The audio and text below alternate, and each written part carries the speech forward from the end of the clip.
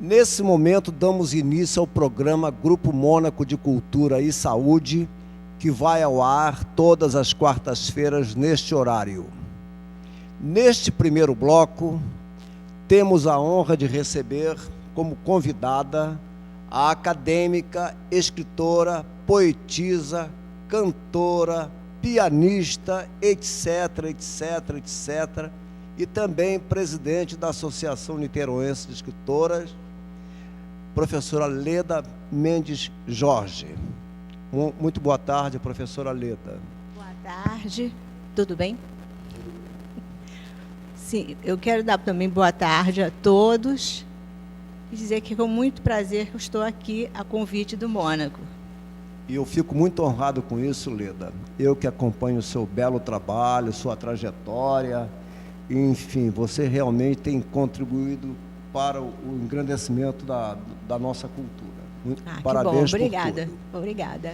Queria iniciar as perguntas. Sim. Lhe perguntando, já que a senhora é presidente da Associação Niteroense de Escritores, saber em que ano foi fundada a ANE?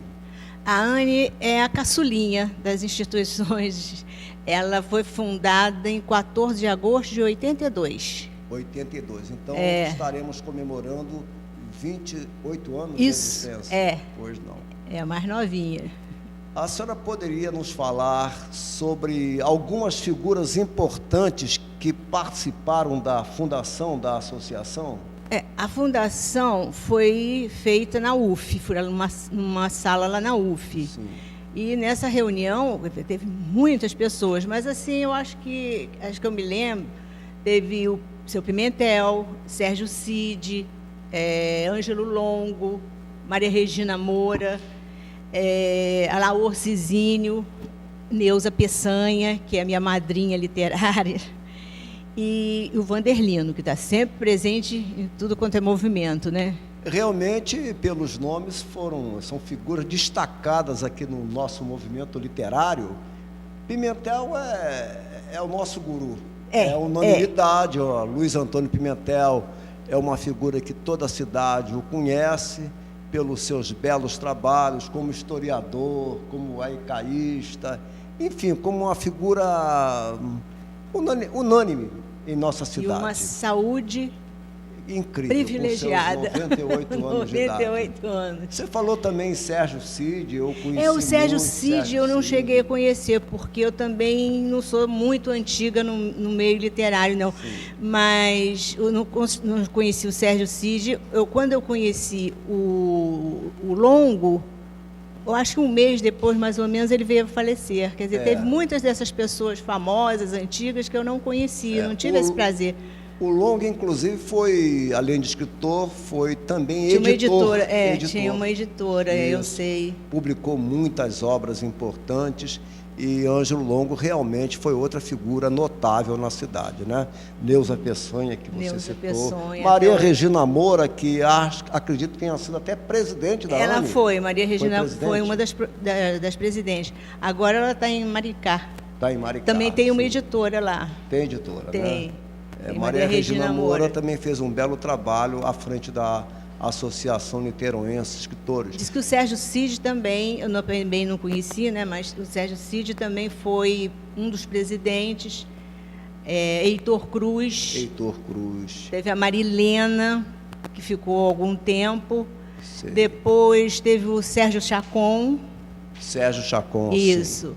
Depois a Mila Barbosa. Que quando a Mila Barbosa faleceu, eu era vice, tomei o lugar de presidente, quer dizer, fiquei presidente interina. Depois, então, é que teve a eleição e agora eu sou presidente eleita. E realizando um belo trabalho à frente da instituição. Eu me esforço. E você falou também outro nome, foi Alaor Eduardo Cizinho, que eu conheci muito. Alaor era um dos intelectuais, dos mais respeitados aqui na cidade. Era mesmo. Era uma figura que eu muito admirava, muito me incentivou na carreira livreira, né? Então eu guardo belíssimas recordações do Alaor. Todos nós. Porque eu cheguei a conviver bem. Eu chamava até, ainda falo quando eu falo nele, eu falo tio Alaor, porque, como ele era amigo do meu pai, eu era criança, criança chama os amigos do pai, assim, de tio, né? Então, ele não era meu tio, mas eu falo tio Alaor. O Alaor era uma figura... como seu pai, também conheci seu pai. O comandante Raul Mendes Jorge era frequentador assíduo da livraria Ideal, isso na época do falecido meu pai, eram muito amigos, muito ligados. E eu tinha uma admiração grande pelo seu pai. Obrigada. Comandante Raul. São figuras que nós citamos aqui que deixaram saudades, né? Bom, já tocamos em nomes que presidiram a fundação, a associação, lembramos do Heitor Cruz, lembramos do Chacon, da Marilena Gomes Ribeiro. No tempo da Mila, foi feita a antologia dos 25 anos, foi o Jubileu de Prata da ANE. Quem organizou foi a Adélia Costa Lima. Adélia Costa Lima, sim. Aí a Mila deu o apoio, me puseram de tesoureira. Sei. E foi editada pela editora do Partenon. Sei. Então foi na gestão da Mila Barbosa. Da Mila Barbosa. Pouco depois ela veio a falecer. Agora eu gostaria de saber como é que uma pessoa pode se tornar membro da Associação Niteroense de Escritores. Qualquer pessoa pode ser membro? A pessoa que tenha alguma coisa assim a ver com literatura, ou que escreva poesias, contos, ou que faça algum movimento artístico, como a Escola de Belas Artes, né? A associação, aliás, ele não é escritor, mas ele é da ANE, porque ele faz sempre pela cultura de Niterói alguma coisa, trabalha muito. Então, a pessoa, para entrar para a ANE, tem que preencher o formulário e passa a ser da ANE, sendo gente que esteja envolvida na cultura. Enche o formulário e esse formulário é submetido à diretoria da ANE. A diretoria, para ser aprovado. Quando é aprovado, geralmente porque as pessoas, quando vão, já têm algum gabarito, algum trabalho, alguma coisa. E agora também nós temos o coral da ANE, que tem uma regente que é formada mesmo, até eu fico toda convencida, porque ela foi minha aluna de piano, ela se formou. Depois disso, ela foi fazer canto lírico, canto coral, e ela agora ama essa história de coral. O melhor coral dela, que eu acho que é o da ANE, né? Eu já estive presente numa apresentação do coral da ANE e realmente fiquei encantado com a apresentação. Quem acolhe os ensaios do coral é ali na Roberto Silveira, aquela casa do CREA. Sei. Primeiro, o Chacon, quando deixou de ser presidente, deixou a parte de cima, que é a emprestada para a AFIA, à disposição da ANE. Quer dizer, a ANE tem a sede provisória lá. Agora, o CREA também tem o doutor Cosenza, que também disse que podemos estar lá, está à disposição, que nós podemos ensaiar lá, tudo deu abertura também para acolher a ANE. Então, podemos ficar tranquilos em relação à cessão do espaço para a ANE. Isso, para o coral e para a ANE. E agora o doutor Valdenir Bragança, também, que é uma criatura ocupadíssima, mas de uma boa vontade incrível, está fazendo um movimento para ver se consegue também uma sede para a ANE, para o Cenáculo e para o UBT. E ele disse que depois também encaixa a Associação de Belas Artes também, que foi despejada pela Ampla. Eu estou sabendo disso. A Associação de Belas Artes, ela é presidida pelo professor Luna Freire, né? Isso. E certamente muito é uma associação que tem muitos anos de atividades aqui na cidade, né? Composta de um bom número de associados, de artistas. Então vamos nos dar as mãos para ver se isso que todos desejamos, né, se concretiza. Uma sede para as associações e academias. Se bem, a associação, eu acho que é assim, uma coisa mais leve que a academia. Entendeu? Tanto que eu não faço assim, muitas reuniões, muitos debates. Eu faço, às vezes, umas reuniões, umas festas, que eu acho que é uma coisa... A associação, no meu entender, é uma coisa mais leve, Sei. né, do que uma academia. Agora, uma coisa importante no que a senhora falou é que o Valdenir de Bragança, o doutor Valdenir, é uma pessoa assim, muito voltada para apoiar os movimentos culturais. Muito. Ele, inclusive, quando prefeito, ele se dedicou muito à nossa área literária. Então, eu acho que é uma força que nós temos, né? O apoio do doutor Valdenir de Bragança, e vamos torcer para que no futuro a gente consiga... Vamos torcer, não é? porque outras pessoas já tentaram, mas não chegou a lugar nenhum. Professora Leda, atualmente a ANE possui quantos associados? Está com 90. 90 90. associados. Né? E eles são bons associados porque eles comparecem quando eu chamo, porque também não chamo muito. Sei. Então, quando eu chamo, a maioria comparece. Eles são bons pagadores. Eu não tenho o que reclamar dos associados da ANE. Isso é muito bom. E tem muitos escritores, né? Tem muitos escritores. Boa parte. A maioria, A maioria são das academias também, que Sim, também pertencem à ANE. Isso é muito bom. E como é que a senhora se sente presidindo a Associação Niteroense de Escritores, que é uma academia de grande importância cultural em nossa cidade? Eu me sinto assim com uma responsabilidade e fico sempre procurando dar o melhor que eu posso. Não sei se eu estou conseguindo, mas antes dos acontecimentos eu sempre fico nervosa, pensando: meu Deus do céu, tomara que dê tudo certo, será que vai dar certo? Depois que tudo, graças a Deus, até hoje deu certo, eu fico tão feliz, eu vejo que foi gratificante. Bem, os comentários que eu ouço a respeito da sua presidência são, assim, dignos de aplausos de pé, porque a repercussão que ocorre lá no Calçadão da Cultura, na livraria, do seu trabalho é o melhor possível. Bom, também se tiver alguma crítica construtiva, estou para ouvir também. Por enquanto, ainda não ouvi.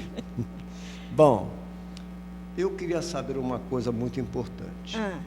No ano de 1998, a Câmara Municipal de Niterói opinou favoravelmente a instalação da ANE em sede própria, pelos relevantes serviços que presta à nossa cultura. Gostaríamos de saber se há alguma novidade a respeito e onde está localizada atualmente a sua sede. Não deu nunca em nada essa história, a boa vontade das pessoas. Teve até uma vereadora, Ângela, não lembro qual o sobrenome. Ângela Fernandes? Ângela Fernandes, que lutou pela sede, o Galindo lutou pela sede, e ninguém conseguiu, porque aqui em Niterói é meio complicado, não é em Niterói só, eu acho que no Rio, em todo lugar, é meio complicado achar sede para umas instituições, não é? É verdade. Porque tem que ser grátis, aquelas coisas todas. Agora temos o lutador da agora, é o doutor Valdenir Bragança. Ele já fez até um ofício, está lá, o Vani assinou, eu e o doutor Milton, e ele vai entregar para o senhor Roberto Salles, que vai ver se consegue arranjar uma sede que abrigue as instituições, cada dia fica uma, como tem lá no Rio também, tem assim. Sei. Bom, vamos aguardar um pouco. Vamos aguardar e torcer, porque eu acho que se todo mundo fizer pensamento positivo... É verdade. Vai para frente, vamos ver, vamos ver. Sem dúvida alguma. Sem dúvida alguma. Bom, foi um grande sucesso a solenidade de entrega do Prêmio Silvestre Mônaco em sua 15ª edição. A homenagem prestada ao meu saudoso pai muito me emocionou. Bela iniciativa da Associação Niteroense de Escritores. Continuaremos a ter a homenagem todos os anos, e se realmente tiver essa continuidade, gostaria também de saber para quando está previsto receber os trabalhos para o prêmio 2011. O prêmio continuará, né? Claro que continuará esse movimento. Eu acho que foi a Marilena que começou com esse movimento, não foi? Eu não tenho muita certeza, não, porque quando eu cheguei já tinha esse movimento. Eu tenho a impressão que foi a Marilena que começou com esse, se eu posso estar sendo injusta com outra pessoa, não sei. A iniciativa foi, parece-me, do Heitor Cruz. Foi, do Heitor. E a Marilena Gomes Ribeiro deu a continuidade. E eu também estou continuando, e claro que vai ter continuidade. Eu estou até pensando agora, para o ano que vem, fazer uma modificaçãozinha, só temporária, né? Fazer entre as faculdades, para ver se o Silvestre Mônaco também fica com divulgação nas faculdades. Aí, eu estou pensando nisso. Em vez de ser só entre os escritores, agora fazer também nas faculdades. Eu acho que a ideia é muito interessante, porque é uma forma de incentivar aos estudantes de letras. Os escritores novos. Eu acho que eu estou com essa ideia. E para mandar os trabalhos, geralmente é no começo do ano que eu começo a distribuir o regulamento, vai por correio, de boca a boca, de internet, mas é no começo do ano. Início do ano. Porque eu já vi que não adianta fazer umas comemorações assim, por exemplo, fevereiro, março, está todo mundo virado para férias, então por isso que eu deixei ser agora, eu passei para maio. Sempre, você vê que sempre depois que eu entrei, eu passei para maio. E tem todo ano um grande sucesso. Graças a Deus. Também agora, sabe o que eu também? Nós agora também, para angariar um dinheirinho a mais para a ANE, no ano passado nós fizemos, vamos fazer esse ano também, os artistas da ANE. Então, quem é sócio da ANE? Os que são artistas plásticos, levam quadros para enfeitar lá o ambiente. Quem sabe cantar bem, canta. Quem sabe declamar bem, declama. Então, a entrada é assim, paga por um precinho pouco, que dê para todos pagarem e dá uma ajuda para o Natal do poeta. Perfeito. E uma das coisas que a gente observa no trabalho da ANE é o Natal dos Poetas, que a senhora acabou de falar. Teremos esse ano o Natal dos Poetas? Claro, teremos, e espero que seja muito bom. Sempre a gente ganha muitos presentes, porque a entrada é um brinquedo, no mínimo, um brinquedo novo. Então, depois de arrecadado todos esses brinquedos, eu vejo quais as entidades que estão precisando, que ainda naquele Natal não tiveram outras pessoas que doem os prêmios, os presentes para as crianças. Então, eu vou, junto com o vice-presidente, com alguém da diretoria, e entrego pessoalmente. É um trabalho bonito, né, de colaborar, ajudar os pobres, né, as crianças. Além de ajudar, ainda tem a festa também para os próprios, para os vossos associados. No próximo dia 26, às 16 horas, no Partenon Centro de Arte e Cultura, que tem como diretora a professora Verônica Tcheta, não é isso? Isso. Será comemorado o aniversário da ANE. Eu queria saber algo a respeito da programação do dia 26, o que acontecerá, né, nessa festividade. Nessa festividade, eu falei para os associados que eu ia dar um presente para eles. Uma palestra do Dr. Valdenir de Bragança. Ele vai falar sobre longevidade cerebral e melhora da memória. Porque é muito bom isso, principalmente para a terceira idade. E quem não é da terceira idade também vai treinando para quando chegar lá. O doutor Valdenir faz umas palestras assim, muito animadas, ele não fala demais, ele fala coisas muito interessantes, animadas, ele tem um modo de falar muito especial. E depois, então, vai ter uma surpresa para ele, que eu também não posso dizer agora, né? Vai ter uma surpresa para ele e depois o bolinho e a festa do aniversário, os parabéns. E onde fica o Partenon? Poderia nos dar o endereço? Fica no centro, na Andrade Neves, 40. 40, sei. Eu fiz as 4 horas para não ter problema de acabar tarde, porque não é nada grande demais. Sim. Lá não tem escada para ninguém atrapalhado do joelho subir, pode ir à vontade. Lá tem guarda na porta, fica lá um vigia. É dia 26. 26, quinta-feira. Quinta-feira, às 16 horas. Certo. Então estão todos convidados, não? Estão todos convidados. Sim. Bom. Agora, professora Leda. Sim. Eu gostaria que a senhora falasse sobre o início de sua carreira literária e também seus incentivadores. Minha carreira literária foi assim meio por acaso. Eu gostava de escrever. De vez em quando, toda vez que eu ficava assim sozinha em casa, ou com assim, mais calma, eu me lembrava assim de umas coisas que eu passava para o papel. Sei. Achava que nunca ninguém ia querer ver o que eu escrevi, porque eu mesma não dava a importância, se aquilo tinha importância, ou se eram umas bobagens, porque... Aí, quando foi um dia, eu falando com a Verônica Seta, falei, Verônica, eu queria tanto que uma pessoa lesse o que eu escrevo, para ver se são tolices, se eu paro ou continuo. A Verônica disse, eu conheço uma que já é muito premiada, a filha dela também é, Neuza Peçanha. Vou te apresentar a Neuza Peçanha, você mostra seus trabalhos a ela, que ela vai dizer sinceramente. Fiz isso, mostrei para a Neuza Peçanha, por isso que eu digo que ela é minha madrinha literária. Ela olhou, leu e me devolveu dizendo para eu não parar de jeito nenhum, que eu tinha realmente um modo assim de me expressar muito bom, que eu tinha uma inspiração assim boa, que de jeito nenhum que eu fosse à frente, que eu fosse para frente, que depois o estilo vinha com a experiência, mas que de modo nenhum eu parasse. Então eu fui em frente.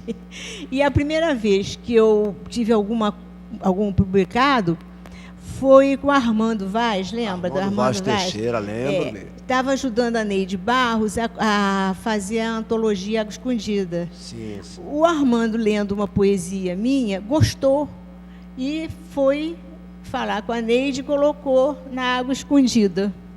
Então, foi aí que eu entrei também para o meio das antologias e dos livros. Realmente você falou em alguns bons nomes aí, né?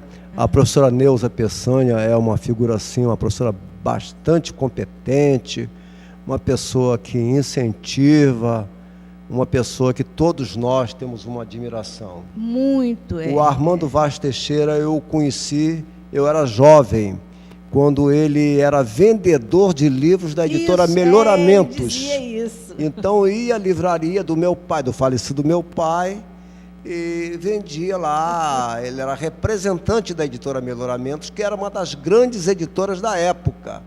Ia lá o Armando Vaz Teixeira, muito jovem, né? Então você me fez recordar de pessoas que realmente foram seus incentivadores. Foram meus incentivadores. E para eu lançar um livro, foi o professor Marcos Almir Madeira, que me entusiasmou, que me incentivou, que me fez lançar um livro. E foi de Aicás. Porque, como eu já disse, eu achava que ninguém interessaria ler o que eu escrevia. Quando o professor Marcos leu também, gostou e falou, não, você tem que fazer isso, tem que lançar o livro, tem que lançar. Eu lancei mesmo e eu acho que deu certo. Ele me falou, inclusive, sobre essa... Ele foi uma pessoa muito importante na sua carreira literária, porque eu soube que ele a levou à Academia Brasileira de Letras algumas vezes, para você lá se apresentar. Então ele tinha um carinho muito especial por você. Me chamava para tocar piano em posses que tinha no Pen Club. E ele, lembro-me que a última vez que estivemos, ele nos deu uma obra chamada Homens de Marca. Isso. Que ele editou, né? E ele era muito ligado ao nosso movimento literário. Era porque ele nasceu em Niterói. Ele morou Nasceu em muitos Niterói, anos em Niterói. isso. Então, ele não esqueceu de Niterói. É, Ele morava no Rio, era de academia do Rio, presidente do PEN Clube no Rio, mas ele não esquecia de Niterói. é verdade. Nem Ele no vinha, dia- ele vinha sempre a Vinha Niterói. sempre de muito boa vontade. Quando ele sabia que tinha algum evento aqui, ele vinha de boa Exatamente. vontade. Ele não esqueceu os amigos nem a terra dele. É verdade, era um niteroense ilustre. E ele, por muitos anos, tinha uma coluna junto com Sávio Soares de Souza no jornal O Fluminense, chamada Prosa e Verso. É isso mesmo. Isso ele na década de contava. 50, 60. E aquela coluna que eles tinham no Fluminense, uma coluna literária, teve uma grande repercussão na época. É. Viu? Então, todos nós, niteroenses, tínhamos muito carinho e respeito Ele me pelo professor contava, Marcos Almeida Madeira. Agora, professora Leda, Oi. suas obras sempre tiveram grande aceitação. É? Muitos foram os elogios a todas. Eu queria que você falasse alguma coisa sobre algumas delas. Como? Que eu dissesse alguma poesia ou que Não, eu falasse queria o que você porquê? falasse o porquê que você lançou, sinceramente, é uma das suas últimas obras, não? Sinceramente, são poesias, né? Antes, os outros foram poesias também, mas haikais. Que Seu Pimentel, acho engraçado eu falar Seu Pimentel, mas eu acostumei já. O Luiz Antônio Pimentel é que me ensinou a fazer haikais, e ele começou a achar que eu tinha inspiração, que eu entendia a alma do haikai. Aí eu fui animando, né? Fui animando até fazer um livro. E hoje em dia eu me dou bem em haikais. E agora em poesias eu lancei o Sinceramente, também animada, lá incentivada pelo professor Marcos. E depois disso, coitado, ele já havia até falecido, eu lancei um CD, eu dizendo as minhas poesias. Também eu acho que deu certo. Suas obras teve sempre repercussão muito favorável junto ao nosso meio, e eu quero aproveitar a oportunidade para parabenizá-la pelo sucesso que teve com seus livros, com seus poemas e também com a Obrigada. presidência da ANE. E aproveitando, eu queria, já que falou em haikai, sabemos que a senhora é considerada uma das grandes haicaístas de nossa cidade. E poderia nos falar o que é o haikai? Sobre o haikai? Haikai. Eu sei que a figura que poderia falar é o Luiz Antônio Pimentel. Pois é, melhor Mas que eu acho e que nós vamos passar uma... E a senhora fala sobre o haikai. O haikai é uma poesia japonesa. Sei. Foi Basho, no Japão, que criou o haikai. E o haikai tem sempre que falar assim, sobre natureza. O Basho fez isso, falando sempre alguma coisa de natureza. Não precisa, as estações podem estar embutidas no haikai, mas tem que ter uma estação do ano embutido no haikai. Mas depois o próprio Pimentel começou a fazer haikais onomásticos, haikais de... Esse daqui eu, sinceramente, o CD eu não trouxe. E, então, agora eu imaginei, estou fazendo uns haikais agora de provérbios. Sei. Parece que estão sendo aceitos. O doutor Milton está adorando. Seu Pimentel também aprovou. Quer dizer, então, agora nós demos uma modificaçãozinha no estilo do haikai. Eu aproveito o provérbio e completo o sentimento, o sentido do provérbio. Depois, de repente, eu até vou lançar um livro com os provérbios, haikais de provérbio. Aqui estão duas obras da professora Leda Mendes Jorge, Sinceramente, e o livro de haikais, né? São dois livros que alcançaram grande sucesso, tiveram grande repercussão no meio literário da cidade. Sinceramente, o CD eu não e trouxe. haikais, não é isso? Agora eu trouxe aqui também o convite Sim. do aniversário, da comemoração do aniversário da Anne, que vai ser com a palestra do Dr. Valdenir. Antes do bolinho e festinhas, vamos ter uma festança que é a palestra do Dr. Valdenir. Então já estão todos convidados, então, né? No próximo dia 26. Isso, com um assunto bem interessante, né? Professora Leda, a senhora pertence a várias instituições. A Academia Niteroense de Letras. Primeiro eu entrei na Fluminense, que foi o professor Marcos que me recebeu. Sim, na Fluminense. Na Fluminense. Né? Depois entrei no Cenáculo, a Márcia Peçanha. Depois entrei na Academia Niteroense. Todas membro efetivo? Sim. Na Fluminense eu sou das Belas Artes. Belas Artes. Na Fluminense, eu sou da seção de Belas Artes. Agora, sou da UBT, eu era vice-presidente de cultura, agora o doutor Milton me botou tesoureira. Tesoureira, João, tomando conta de dinheiro. Então, continua na diretoria. Continuo.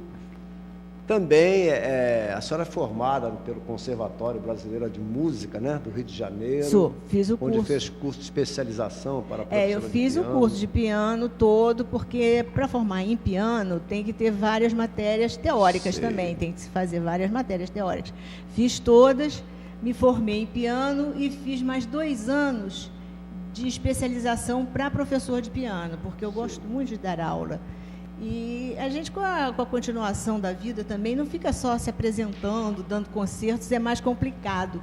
Então, eu gosto muito de dar aula, eu fiz especialização para professora, defendi tese, naquele tempo era tese que se falava, né? Defendi tese, fiz psicologia ligada ao ensino de piano.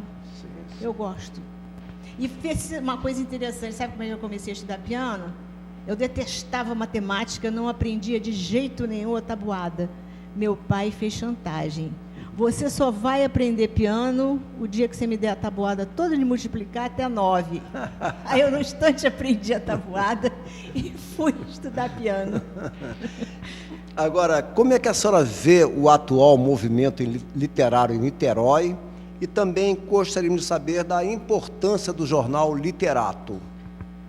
Eu acho que Niterói é bem animado, tem bem agitação, e você também ajuda, em matéria de literatura, movimentos de posses e lançamentos. Eu acho que Niterói está bem animado com isso. E o Literato, eu acho que vai ficar cada vez melhor, porque ninguém é jornalista ali, nós que escrevíamos no jornal. E você que conseguiu isso, muito obrigada, e pode deixar que o jornal vai melhorar ainda. Se Deus quiser. Bom, queremos agradecer a presença da professora Leda Mendes Jorge, parabenizando-a pela sua trajetória, pelo seu trabalho. Muito obrigado pelo aceitar o convite de aqui comparecer. Então, boa tarde e obrigada pelo convite, porque se você não convidasse, eu não estava aqui agora. Obrigada. Então, eu quero comunicar que logo mais às 19 horas, posse de Luiz Calheiros Cruz, no Cenáculo Fluminense de História e Letras, local Clube Português de Niterói. E amanhã, quinta-feira, às 12 horas, estarei no Colégio Itapuca, junto aos acadêmicos daquele colégio que eu sou patrono. Despeço-me agradecendo aos telespectadores, e o segundo bloco terá o comando da nossa queridíssima Elizabeth do Vale. Muito obrigado a todos. Boa tarde.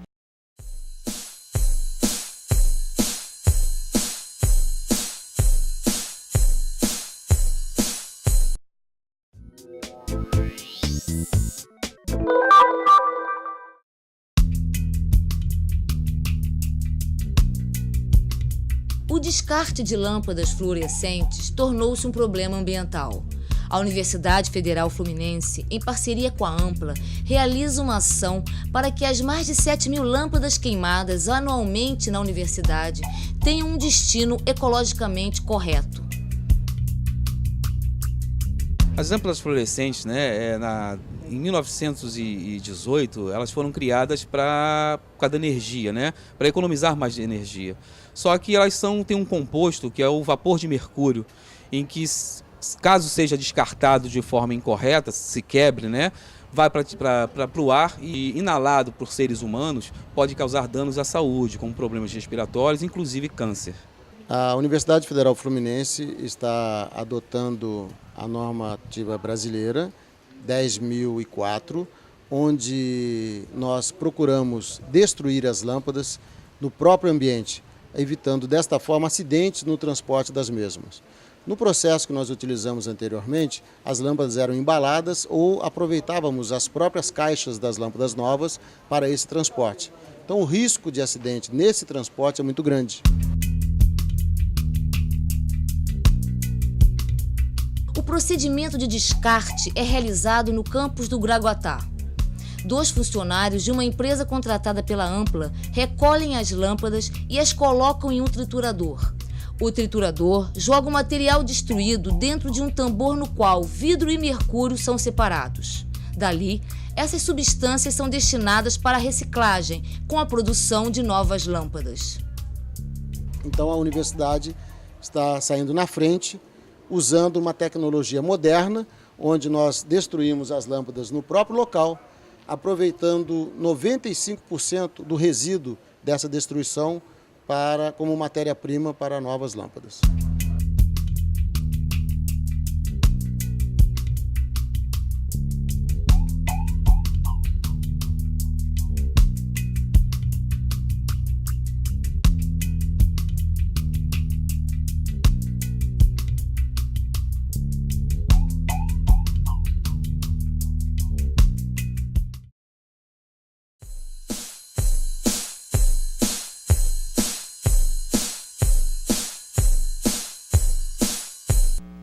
Outra quarta-feira aqui com vocês, e hoje, como vocês veem, eu sozinha aqui na Berlinda. Mas vamos tentar hoje interagir mais com você, telespectador, responder alguns e-mails que nos têm chegado, e é com muito carinho que eu faço isso. Já vejo que a nossa programação vai tendo uma certa audiência e isso é muito bom. Então, em primeira mão, eu gostaria de dar uma notícia muito importante aos portadores de hepatite C. É uma notícia colhida de um dos jornais que eu fiz e que gostaria de passar em primeira mão. Pesquisa mostra que molécula pode combater o avanço do vírus da hepatite C. Cientistas do Departamento de Virologia de um centro de pesquisas científicas norte-americano identificaram uma molécula que foi chamada de BMS 858, capaz de inibir a replicação do vírus da hepatite C no organismo. Eles descobriram que essa molécula se liga a uma proteína do vírus chamada NS5A, mas a função desta proteína ainda é misteriosa. A doença não tem cura e os tratamentos até hoje conhecidos não são eficientes em metade dos casos. Esta é mais uma das drogas promissoras para o tratamento da hepatite C na próxima década. Aos poucos, os tratamentos da hepatite C vão se modificando com o aparecimento dessas novas moléculas. São muitos tratamentos existentes, mas dificilmente um deles será usado de forma isolada por conta do risco de aumento de resistência do vírus. Já no próximo ano, deveremos contar com outros novos medicamentos inibidores de protease, enzimas responsáveis pela quebra de proteína no mercado. Estes estão em fase final de análise, já muito próximos da comercialização, afirma Raimundo Paraná, médico-presidente da Sociedade Brasileira de Hepatologia, dando esperança para as mais de 200 milhões de pessoas no mundo que carregam o vírus que aos poucos destrói o fígado. Então, estamos aqui com mais uma esperança de uma droga que, aliada a outras, poderá ser um grande sucesso no tratamento de hepatite C. E a gente sabe que é uma doença crônica, que debilita muito e que acaba levando a pessoa a não ter mais um desempenho das suas atividades diárias. Então, é mais uma esperança, mais um tratamento que aparece, que traz para nós todos uma alegria muito grande, né? A cada passo que a medicina dá, a cada passo que a saúde alcança, é para nós todos, comunidade, seres vivos, uma coisa muito boa. Então, é com muita alegria que eu trouxe essa notícia para o ar. E agora, para você, telespectador, nos chegaram alguns e-mails com algumas perguntas. E hoje eu gostaria, então, de, na medida do possível, respondê-las. A primeira seria de uma pessoa que pergunta como lidar sem ansiedade com o excesso de demandas e de informação da vida contemporânea. Realmente, a vida de hoje nos estimula extremamente, né?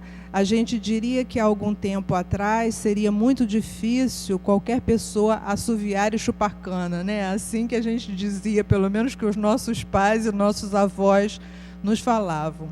E hoje nós somos obrigados a ter que desempenhar muitos papéis ao mesmo tempo, como assoviar, chupar cana, dirigir, atender o celular, ver e-mail, acessar tantas fontes virtuais, né? tantas demandas mesmo de informação. Então, eu gostaria de dizer o seguinte, que é verdade que prestar atenção em duas coisas ao mesmo tempo é uma coisa que não vai nos levar, com certeza, a ter um bom desempenho, né? A gente só tem um melhor desempenho a partir do momento que a gente pode canalizar a nossa atenção para um determinado foco. Há pessoas que têm até alguma probabilidade de desempenhar uma função e estar com uma outra ao lado ao mesmo tempo. Por exemplo, eu vou citar um exemplo. Há pessoas que gostam de escrever, há escritores que escrevem em meio sentado numa cadeira, por exemplo, esperando avião em aeroporto, dentro de um ônibus, às vezes, em locais barulhentos, às vezes esperando alguém num local, na rua, enfim. Há pessoas que, mesmo com uma estimulação de ruído, de transporte, de carros passando, ônibus, conseguem, ao mesmo tempo, se desligar desses ruídos e se concentrar naquilo que querem produzir. Eu, por exemplo, tenho muita dificuldade de fazer isso.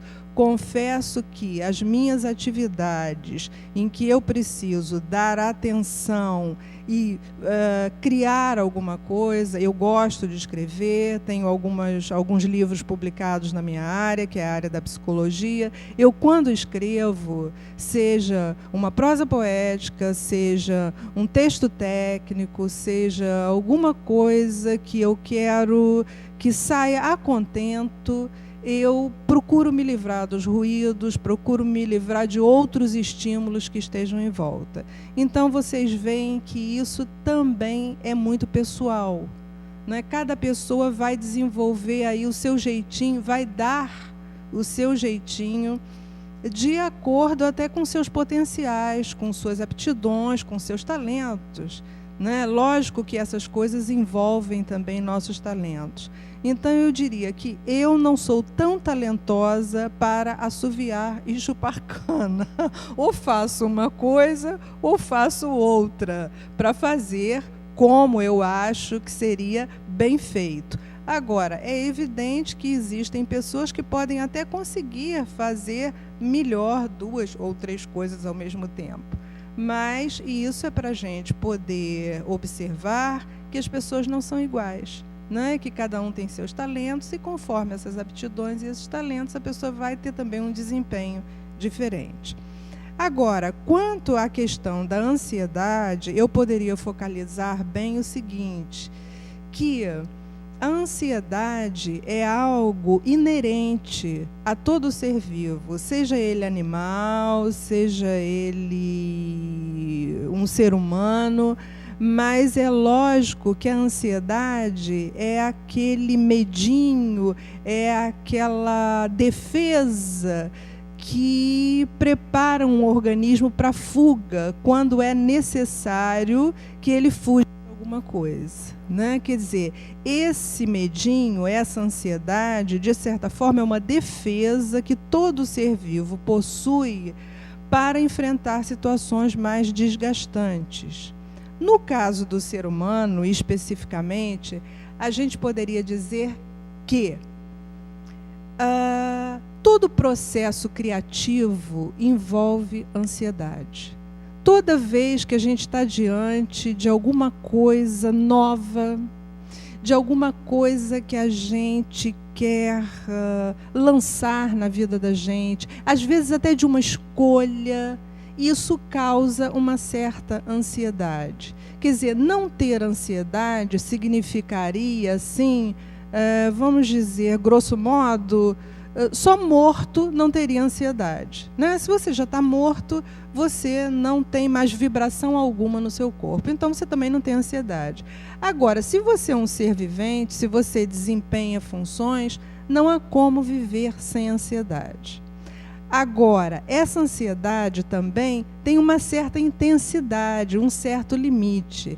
Ela, quando atinge uma intensidade ou um limite de padrões mais altos, pode gerar, aí sim, ela pode gerar alguma coisa que tenha que ser tratada. Um exemplo, por exemplo, é o distúrbio que nós chamamos de distúrbio de pânico, que é uma ansiedade aguda, é uma situação de ansiedade tão intensa, que pode deixar a pessoa incapacitada até do exercício de uma atividade, seja uma atividade de trabalho, seja até uma atividade de lazer, ou qualquer outra situação que ela tenha que participar. Então, neste momento, nós teremos que abordar essa ansiedade com algum tipo de tratamento, né? Seja ela abordada por um profissional da área médica, né? Por um clínico, ou por um neurologista, ou por um psiquiatra, enfim, algum médico competente nessa área que possa avaliar esse tipo de ansiedade e medicamentosamente tratar isso, ou essa ansiedade pode ser avaliada também por um psicoterapeuta, e esse psicoterapeuta vai ver até onde essa pessoa teria que ser medicada e teria, então, portanto, que procurar um médico, ou se essa ansiedade poderia ser tratada na própria psicoterapia, se esse grau de ansiedade seria diminuído a partir do início de um processo de psicoterapia. Então, penso que, lógico que não esgotei a questão da ansiedade, mas dei algumas dicas, né, para que a gente possa lidar com ela de uma maneira já mais orientada. Agora, uma outra questão. Uma psicoterapia é tratamento muito caro ou pode ser para todo mundo? Bom, a esse telespectador eu vou responder que hoje, felizmente, a psicoterapia já não é mais aquele tratamento tão oneroso como há tempos idos, né? Onde esse atendimento era um atendimento feito só para pessoas que realmente tinham um poder aquisitivo mais alto. Então, hoje a psicoterapia já é acessível, sim, né, para o tratamento de pessoas que não tenham um poder aquisitivo assim tão alto. Basta que você procure a indicação de um psicoterapeuta, marque uma entrevista, converse com ele uma primeira vez e veja como poderá ser feito esse seu atendimento. Hoje a gente já não usa mais aqueles atendimentos semanais de muitas vezes, muitas idas por semana ao psicoterapeuta, mas na medida do possível a gente tenta também se adequar aos tempos modernos, onde economicamente, né, e financeiramente a vida é difícil para todos, e o psicoterapeuta vem tentando se adequar a essa dificuldade, né, da demanda que vai para ele de pessoas, então, que teriam, de certa forma, uma dificuldade no pagamento desse tipo de tratamento. Bom, vamos agora para a terceira pergunta. Como auxiliar nas escolhas que têm que ser feitas pelos jovens na vida profissional e afetiva? Bom, então vamos tentar abordar aqui essa questão da escolha.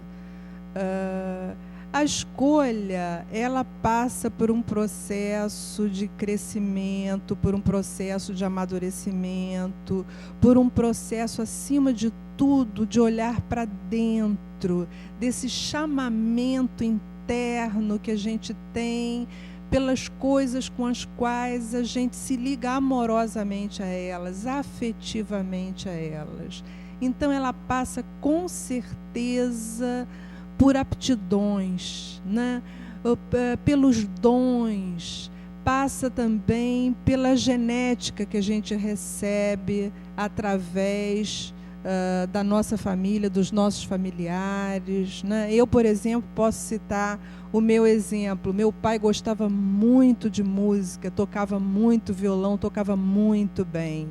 Eu comecei aos 5 anos de idade estudando piano e depois, encantada pelas músicas que meu pai tocava, acabei também passando para o violão, gostando de tocar violão e até gostando de cantar.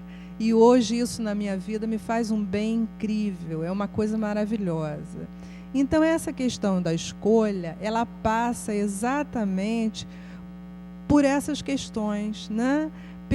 Pelo que você traz internamente, pelo que você traz de memória genética e pelas influências que você sofre das pessoas que estão à sua volta, das pessoas que lidam com você diariamente, dos modelos que você escolhe, porque com certeza toda criança vai eleger seus modelos, vai dizer, eu quero ser assim quando crescer, ou eu quero ser igual a fulano, esses modelos a gente tem, tanto a criança tem como o adolescente. Então essa escolha vai passar por muitas vias e é evidente que vai passar também pelos modelos que a gente tem ao lado da gente em casa, papai, mamãe, né? Muitas vezes o filho vai adotar a profissão do pai ou a profissão da mãe.